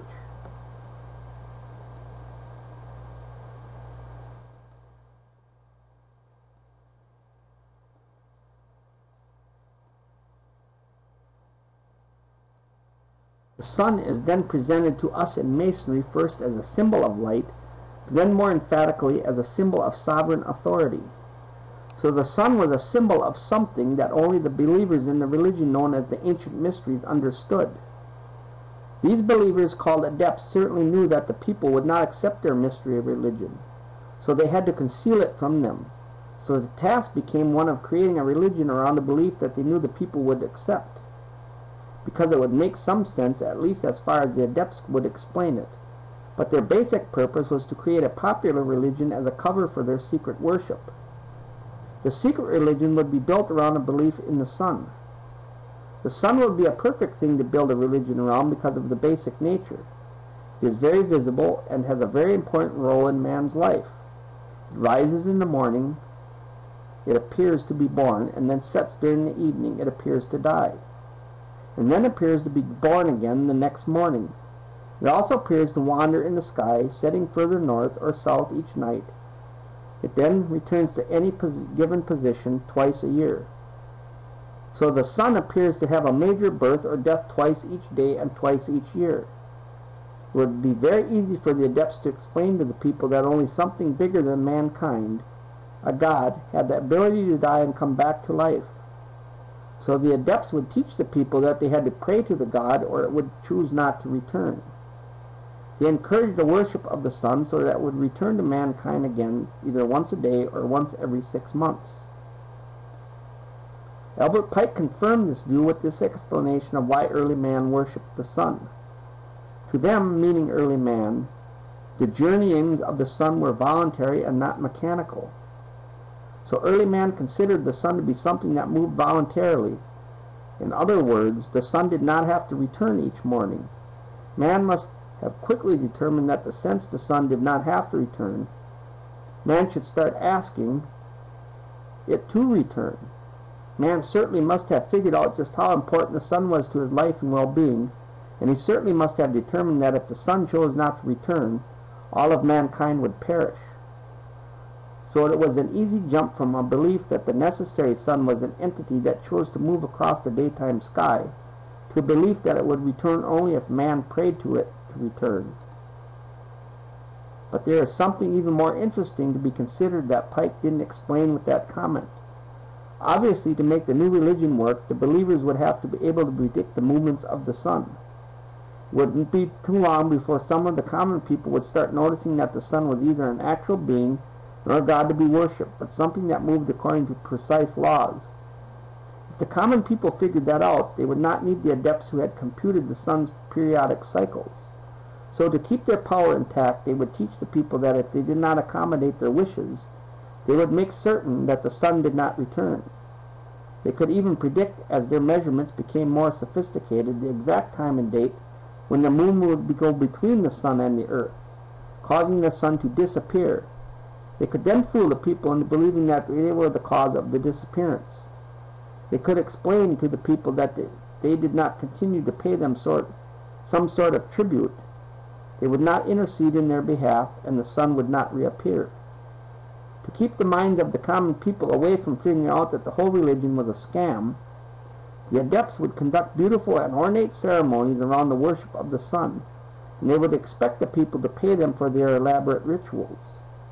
And to make their rituals valid, the adepts would acclaim that the sun obeyed their prayers, thereby convincing the people of their need to keep the adepts around.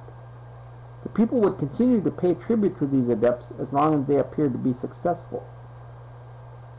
Now, if the adepts knew that the sun was a symbol of something that the people would not support, such as a belief that Lucifer, the devil, was the god that they worshipped, they would have to continue with their charade so that the people would not decide to stop worshiping, because if the people figured it out, they would no longer support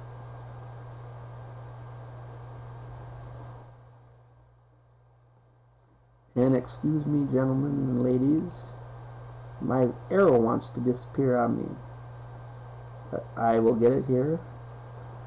They would no longer support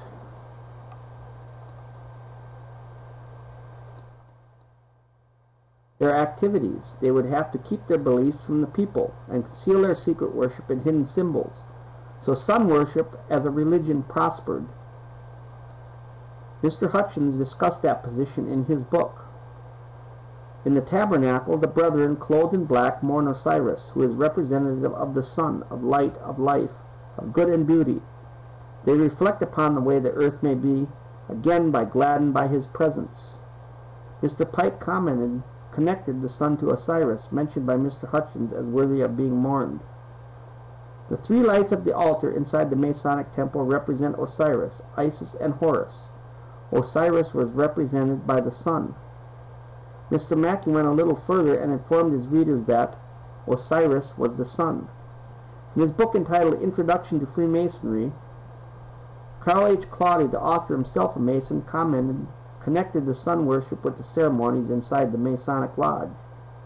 The lodge sets him, meaning the initiate, upon the path that leads to light, but it is for him to travel the winding path to the symbolic east. The physical sun rises in the east, and the Masons explain that the search for light begins in the east, apparently in a reverence to the spot where they believe that this god resides. The Masons tell the world that they circumambulate, defined as walking around the temple floor during their initiation ceremonies. Mr. Claudy explained why this rite is performed. When the candidate first circles the lodge room about the altar, he walks by step with 1,000 shades of men who have thus worshipped the most highly humble initiation. Thus thought of circumambulation is no longer a mere parade, but a ceremony of significance, linking all who take part in it with the spiritual apparitions of a dim and distant past. He further instructs his readers as to why this ceremony is part of their ceremony. Early man circled altars on which burned the fire which was his god from east to west by way of the south. The significance of that omission will be discussed later.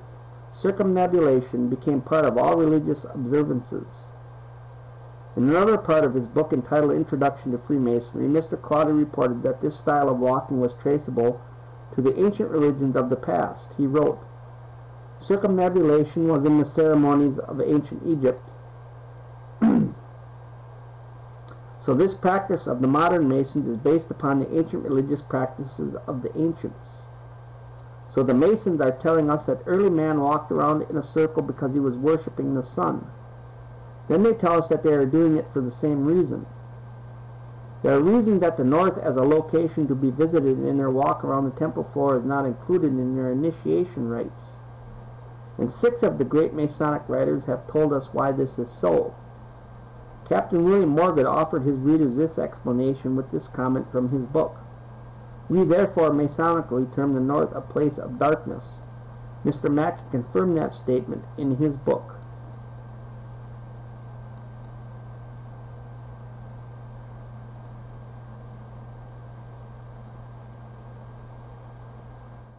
The north is Masonically called a place of darkness. And Mr. Pike confirmed the comments made by the other 2 Masons with his declaration. To all Masons, the north has immediately been the place of darkness, and of the great lights of the lodge none is in the north. The north was always esteemed a place of darkness. Mr. Hutchins became the fifth Masonic writer to confirm this detail. As in other degrees, the closing ritual provides a summary of the lessons taught in the degree. We hear in the West the eagles gather and the doom of tyranny is near. In the South, truth struggles against error and oppression. In the North, fanaticism and intolerance wane. In the East, the people begin to know their rights and to be conscious of their dignity, and the sun's rays will soon smite the summits of the mountains. Mr. Hutchins informed his readers that the North was where fanaticism and intolerance resided. What he meant by this and what the symbol of the North represents will be explored in later paragraphs of this study. And the sixth Masonic writer who confirmed that the North was a place of darkness was Carl Claudy, who wrote this in his book entitled Introduction to Freemasonry, The Place of Darkness, the North. And the reason the Masons do not include the North in their rites is found in the Bible in Isaiah chapter 14, verse 13. I, meaning Lucifer, will exalt my throne above the stars of God. I will sit upon the mount of the congregation in the sides of the north. The God of the Bible sits in the north, and Lucifer hopes one day to acquire the throne of God for his throne. But until then, the north is a place of darkness. But while the north is in the excluded territory, the east is the place of light, and is to be revered. Mr. Hutchins tells his readers why this is so. The east, the source of light, and thus knowledge. Albert Mackey quotes Etienne Francis Bezold, a French Masonic writer, in his encyclopedia. The veneration which the Masons have for the East bears a relation to the primitive religion whose first dead generation was sun worship. Reg Hutchins then tells his readers that the Masons deploy lights around the lodge room during the initiation ceremony for the 25th degree, called the Night of the Sun. He writes, "The ceiling should be decorated to represent the heavens with the moon, the principal planets, and the constellations Taurus and Orion. A single powerful light, a great globe of glass representing the sun, is in the south. In a physical sense, the greater light comes from the sun, and the transparencies provide lesser light symbolically. The sun, or great light, is the truth, and the lesser lights are man's symbolic representation of truth." Mr. Mackey further discusses this rite of circumambulation, as he calls it, in his encyclopedia. He says that the rite exists in Freemasonry.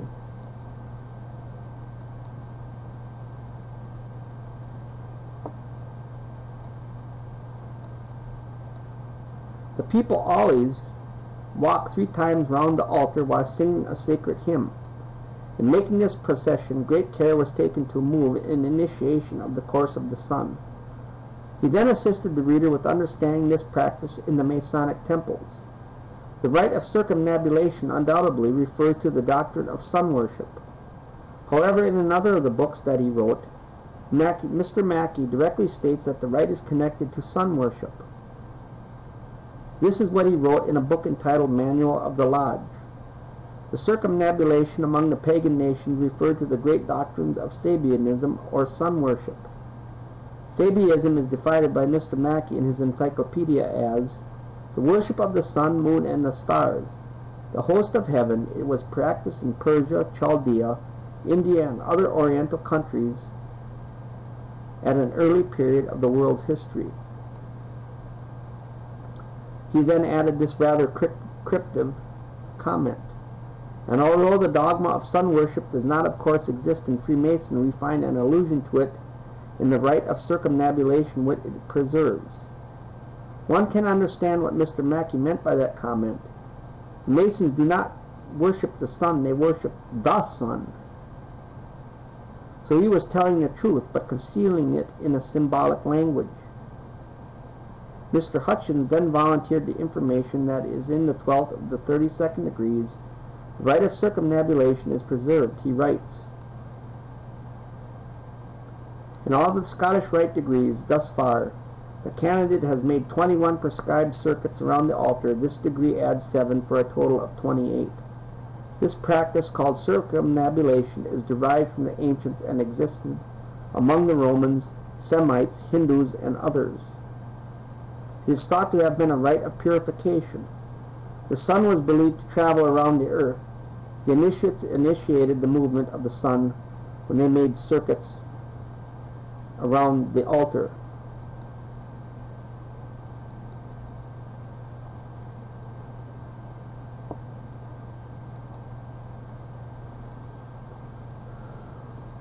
That concludes our discussion tonight of this book.